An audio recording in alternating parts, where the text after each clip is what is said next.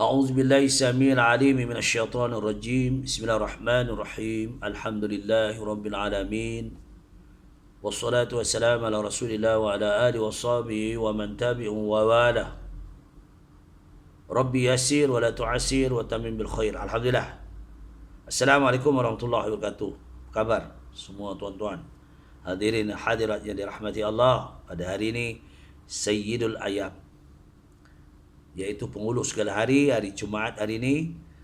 Kita pagi tadi Alhamdulillah solat subuh kita sama-sama telah melakukan dengan baca surah As-Sajdah. Kalau kita mampu, kita sambung rakaat kedua surah Al-Ihsan. Jadi kalau kita sibuk, kita sajadah. Ada setengah orang sajadah tu bagi dua. Rakaat pertama, rakaat kedua. Dia seeloknya kita sajadah tu penuhkan rakaat pertama. Rakaat kedua kita bacalah. Kalau kita bawa surah Ihsan mungkin panjang, kita bawa surah-surah yang lain. Suratul A'la boleh, umpamanya ya. Ni sebab kadang-kadang ini masih sekarang ni dah buka sekolah. Baik. Perkongsiannya telah lalu berhubung tentang korban. Korban ini daripada kita mula apa hukum kita mencarti korban. Korban itu terbagi kedua bahagian, dua hukum. Pertama hukum iaitu kalau mereka bernazar, maka korban itu dinamakan nazar korban wajib. Maka dia langsung tidak boleh ambil dagingnya. Kalau dia korban sunat, maka dia layak menerima bahagian 1/3 daripada hasil korban. Baik. Jadi hari ini kita nak masuk tentang terangkan cara yang afdal bagi pembahagian daging korban sunat. Korban sunat iaitu berlaku pada 10, 11, 12, 13, iaitu hari tasyrik. Jadi korban sunat kita buatlah dah setahun kita sekali je kan. Kita tak boleh buat kita sendiri. Boleh mewakili ahli keluarga. Jadi itulah. Jadi sunat-sunat banyak ya. Doa kita akan dikabulkan oleh Allah SWT. Siapa yang melakukan perkara-perkara dalam ibadah di dalam bulan Zulhijjah, terutama daripada 1 Zulhijjah sampai ke 9 Zulhijjah. Kemudian itu ke hari tasyrik 10, 11, 12, 13. Iaitu pada 1 sampai 9 ini, kalau kita boleh berpuasa, kita puasalah. Saya ulang-ulang banyak kali. Kalau tak boleh yang mampu, kita yang setakat kita mampu. Jadi bukan memaksa, tetapi kita macamlah kita kerja. Kalau kita banyak kerja, dapatlah keuntungannya. Bila kita dapat, nanti pencen. Pencen kita mana? Pencen kita innalillahi wa inna ilaihi raji'un. Pencen hidup. Kita akan kembali kepada Allah. Baik.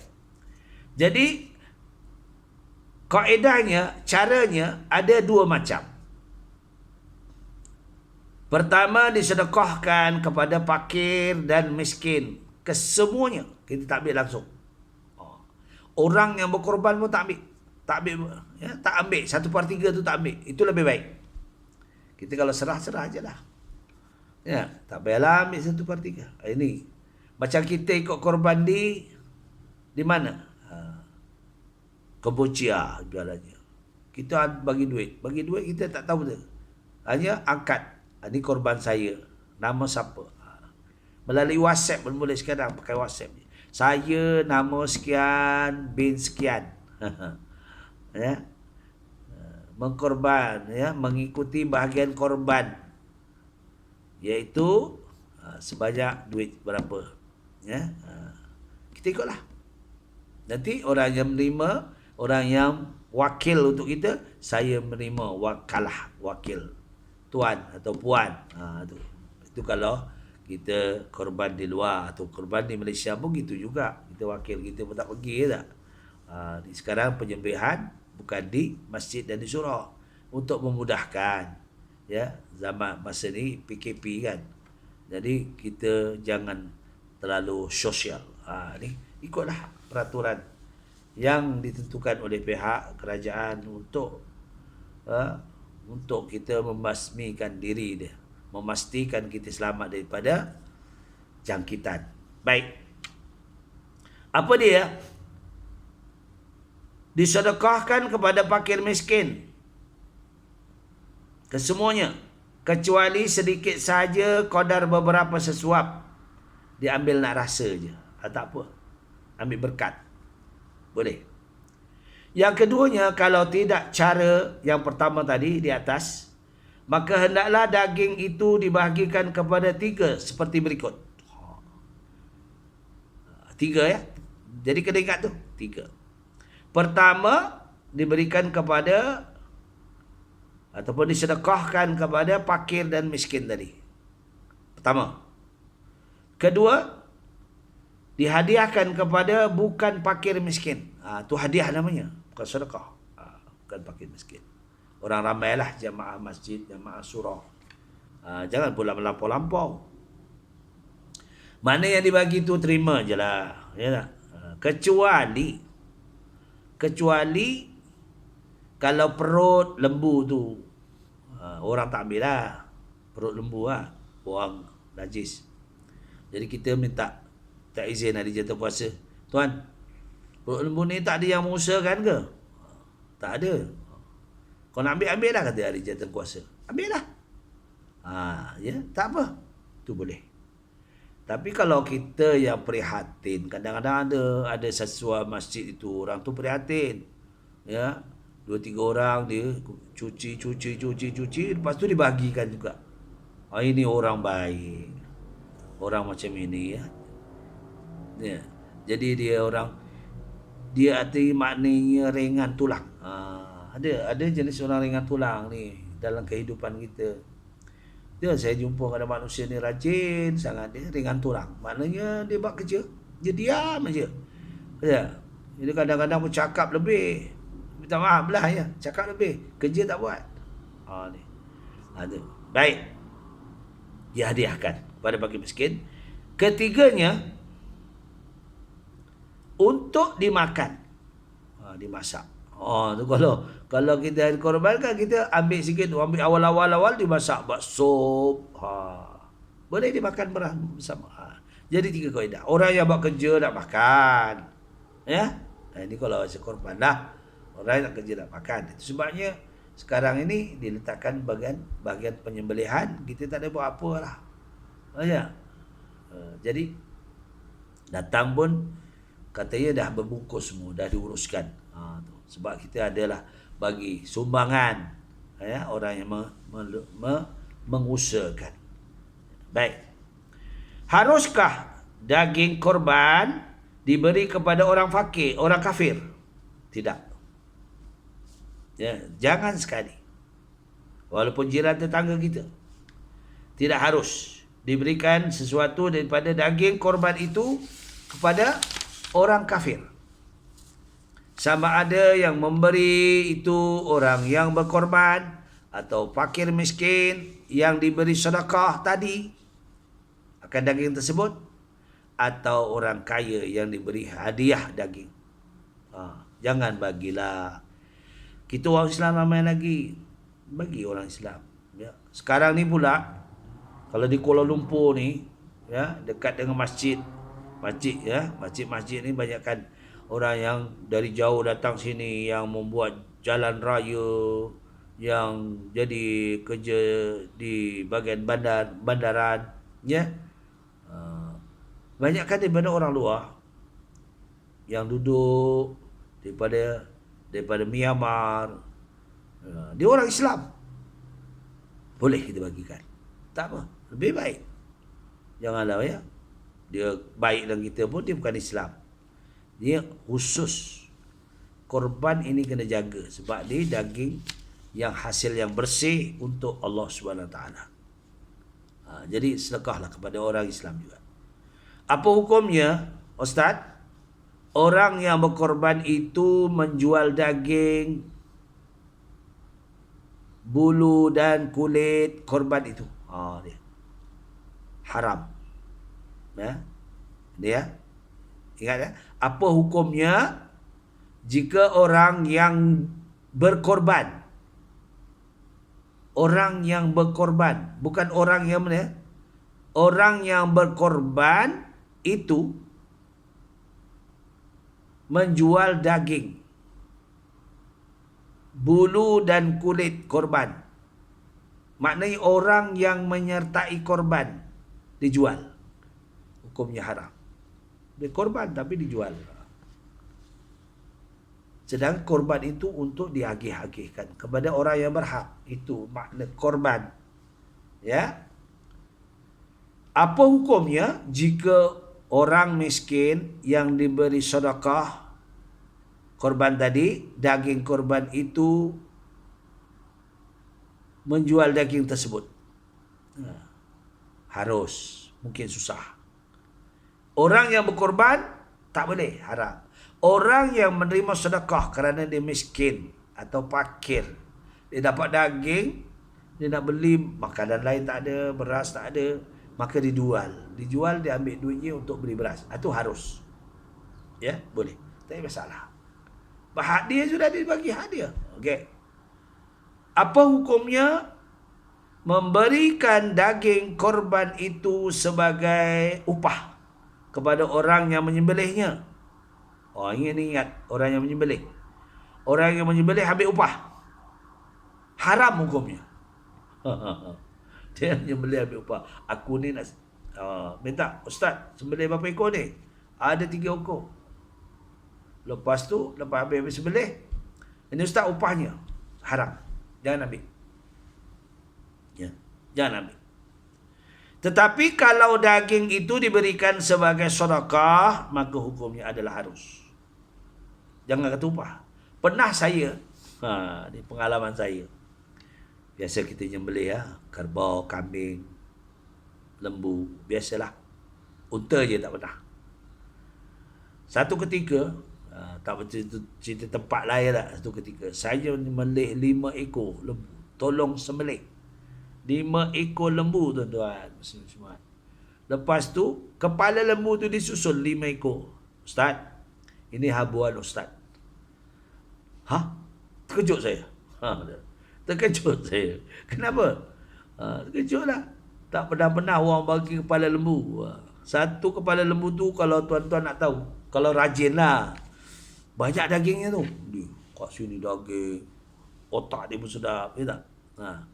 Daging banyak. Cuba dia. Kalau tak percaya, bawa balik. Potong. Dagingnya banyak. Cuba bayangkan 5 ekor kepala lembu. Saya pun takut. Ya tak? Kepala lembu. Jadi, saya kata, okey. Saya terima. Jangan tak terima. Ini pengurusi bagi ni. Ustaz, ini bagian Ustaz. Dia tak bagi daging ke saya. Bagi kepala lembu. Tak apalah. Saya pun terima. Lepas saya terima tu, jadi adalah yang tolong-menolong tu, yang orang daripada luar tolong, ya, dari Indonesia, dia tolong nyembelih, tolong melapak. Dia orang luar ni rajin lah. Ya, orang kita pun ada yang rajin. Jadi tanya bisik-bisik, kamu nak kepala lembu ke? Nak Ustaz, ada ke? Ambil. Jadi saya bagi agih-agihkan. Alhamdulillah lah. Selesai. Jangan tak terima pula. Orang bagi kita terima. Itu sedekah. Bila orang bersedekah, kita terimalah. Kita jangan tolak. Aku tak terima sedekah. Jangan. Ya tak? Sedekah tak apa. Kalau kita kaya pun, kalau kita tak boleh terima zakat, tapi sedekah boleh. Ya. Jadi kita harus baginya. Apa hukumnya? Berkorban bagi orang yang hidup. Ya. Kepada orang mati, ya. Apa hukumnya berkorban bagi orang yang hidup? Tiada sah diperbuat korban bagi orang yang hidup melainkan dengan izinnya. Tetapi harus bagi bapa atau nenek membuat korban dengan hartanya sendiri bagi anaknya atau cucunya. Maknanya kena minta izin. Ya. Ini kita nak korbankan untuk anak kita, isteri kita, kena minta izin. Aku ni korban ni untuk kamu, ya. Tahun ini. Kalau kita tak masuk, ataupun kita masuk sekali. Ni Mat, Ali, Osman, ni. Abah nak buat korban untuk kamu ya. Tahun ni minta izin boleh tak? Boleh bah. Okey, selamat. Kita minta izin. Ya. Tiada sah kalau tidak minta izin. Diperbuat korban bagi orang yang hidup melainkan dengan izinnya. Ni kan. Tetapi harus bagi bapa atau nenek membuat korban dengan hartanya sendiri bagi anaknya atau cucunya. Itu harus pula. Kalau bapa pada anaknya. Tapi minta izin lah, bagus. Harus hukumnya. Apa hukumnya berkorban bagi orang mati? Tidak sah. Orang nak mati, korban ni untuk orang hidup. Orang mati tak perlu. Dia dah mati, inna lillahi wa inna ilaihi raji'un. Habis. Itu sebagai korban ni untuk orang hidup. Wa ja'alil hayata ziyadatan lana fi kulli khair. Untuk kebajikan orang yang hidup. Kita buat baik, banyak kebajikan. Ya. Bak orang mati, wa ja'alil mauta rahatan min kulli syarr. Andainya kita buat korban, melakukan korban, dia punya pahala kita sedekahkan kepada orang, arwah-arwah kita. Nenek, bapa, mak, itu boleh. Itu pahala kita sedekahkan. Tapi untuk khas, aku korban untuk bapakku yang mati. Tak boleh. Ya. Ada orang bertanya, bagaimana dia menyalahkan mak bapak dia, ayah dulu, sampai hati dia. Dia buat, dia tak akikkan aku, tak akikkan aku. Janganlah kita marah orang tua kita, ya dah, mak bapak kita tak buat akikah untuk kita. Kita dah besar, panjang usia kita, ada rezeki, kita buat akikah diri kita sendiri. Mungkin keadaan mak bapak kita dulu susah, anak-anaknya sekolah ramai, nak dibantu semuanya. Takkanlah kita seorang aja. Ni. Jadi kesimpulan yang kita beroleh last hari ini tentang korban, iaitu yang pertama yang telah lalu tentang fadilah korban sangat besar, ya, sehingga kan kita tak sanggup berkorban, mengkorbankan, ya, lembu, kerbau, kambing, tapi kita hanya mampu untuk ambil berkat Aidil Adha. Kita bolehlah cari ayam, kita sembelih pada hari tasyrik tersebut. Itu sampai sebagai ambil berkat. Tapi bukanlah ayam itu boleh jadikan untuk korban. Ingat. Jadi inilah perkongsian kita supaya kita memadai. Tiap tahun kita ikutilah korban. Menyertai korban. Bukan ikuti mengambil bahagian sedekahnya. Tetapi kita ikuti supaya kita jadi orang yang memberi sedekah. Jadi kita tak bayar. Jadi ini yang peluang untuk kita yang Allah berikan ganjaran yang sangat besar. Yang sangat besar. Mudah-mudahan ya, dengan ikhlas hati kita, kita kongsikan, kita berikan kepada orang-orang yang berhak, kepada orang ramai, ya. Jadi apabila dipastikan beberapa orang yang berhak dah selesai, baru bagikan kepada, disedekahkan kepada orang yang orang ramai. Dan sebenarnya dimakan bersama. Boleh maknanya ni. Ada 3 cara, 1/3 untuk diagihkan kepada fakir dan miskin, 1/3 untuk disedekahkan kepada orang ramai masyarakat jamaah masjid ke surau, dan 1/3 untuk dimasak, makan bersama. Sebab boleh kita fahamilah setakat ini yang kita dapat, yang mana yang saya dapat jelaskan. Yang baik itu semuanya daripada Allah SWT. Mana kekurangan, saya memohon maghfirah Allah Ta'ala. Aku liqouli hadza astaghfirullahalazim wa lakum wa billahi taufiq wal hidayah. Wassalamualaikum warahmatullahi wabarakatuh.